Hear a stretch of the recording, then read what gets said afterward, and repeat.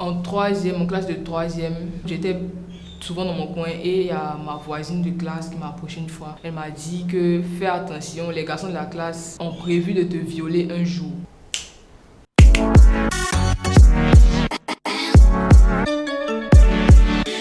Salut, c'est Nguessambe. Je vais vous parler aujourd'hui de la stigmatisation faite aux filles garçons manqués. Depuis toute petite, je n'aimais pas porter les jupes, les petites robes. Je n'étais pas à l'aise dans ça. J'aimais plus les pantalons, les culottes, les tapettes de petits garçons. Au fur et à mesure que j'ai grandi, j'ai compris que j'étais différente. J'ai compris que je n'étais pas comme les autres filles. J'étais un garçon manqué, voilà. Mais depuis lors, lorsque je passe dans la rue, lorsque je vais à l'école, je suis regardée de travers.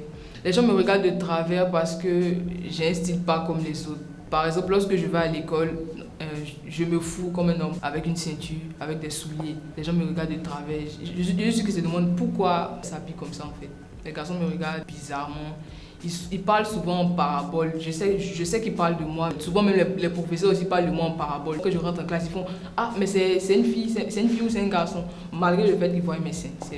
C'est compliqué. En classe de troisième, j'étais souvent dans mon coin et il y a ma voisine de classe qui m'a approché une fois. Elle m'a dit que fais attention, les garçons de la classe ont prévu de te violer un jour. Ils vont te faire du mal, donc fais attention, avec qui tu marches, fais attention.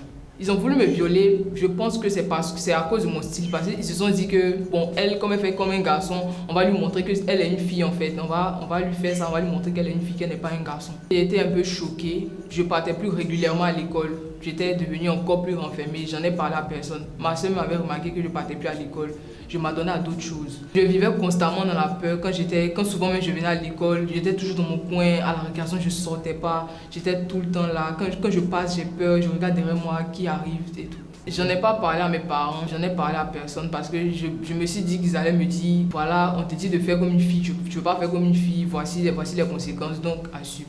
À l'école, quand je parle avec des filles, quand je fréquente les filles, on me dit que je sors avec elles, que je suis lesbienne. Quand je fréquente les garçons, ils essaient d'avoir plus que de l'amitié ou ils essaient de me violer, donc c'est compliqué. Du coup, je ne peux ni causer avec les filles de peur d'être qualifiée de lesbienne, ni parler avec des garçons de peur d'être violée.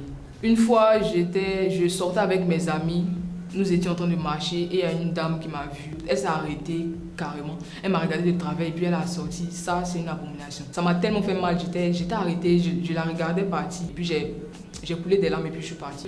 Quand elle m'a dit ça, j'ai pensé à ma maman en même temps. Je me suis dit que si jamais je sors un jour avec ma maman, comment ils vont regarder ma maman? C'est à elle, je pense en fait. Sinon, moi, il y a foi, mais ma maman, ça fait mal. Une fois, je sortais avec ma nièce et il y a un camion qui passait avec un apprenti de camion qui a sorti sa tête et il a fait que toi, tu veux faire comme les garçons, quoi. On va te baiser, tu vas voir. Ça m'a vraiment touchée. J'étais arrêtée là, je ne pouvais plus bouger en fait. C'est ma nièce ma nièce de 14 ans qui m'a dit que ne l'écoute pas, viens, on s'en va. Ça m'a fait mal. Je ne peux plus sortir en fait, je ne peux plus sortir en paix. Quand je sais que je dois sortir, je suis stressée. Quand je sais que je dois aller dans un coin où il y a plein de personnes, je suis stressée. Lorsque j'essaie de me comporter comme une femme, on me dit que tu ne sais pas te maquiller. Quand tu attaches un pagne, tu es bizarre, c'est bizarre sur toi. Cette robe est bizarre sur toi. Quand j'essaie d'être moi, ils me stigmatisent. Qu'est-ce qu'ils veulent en fait? Ils veulent que je change pour leur bonheur ou le mien. Je ne peux pas changer pour quelqu'un. Je veux vivre dans ma peau, je veux être moi. Je resterai telle que je suis parce que ça fait mon bonheur. Aux personnes qui vivent la même situation que moi, je voudrais vous dire de vivre tel que vous êtes. Soyez vous. N'essayez pas de changer pour le bonheur de quelqu'un parce que ça vous mènera nulle part. Aux personnes qui nous insultent tout le temps, merci, mais on ne changera pas pour vous parce qu'on veut rester nous-mêmes.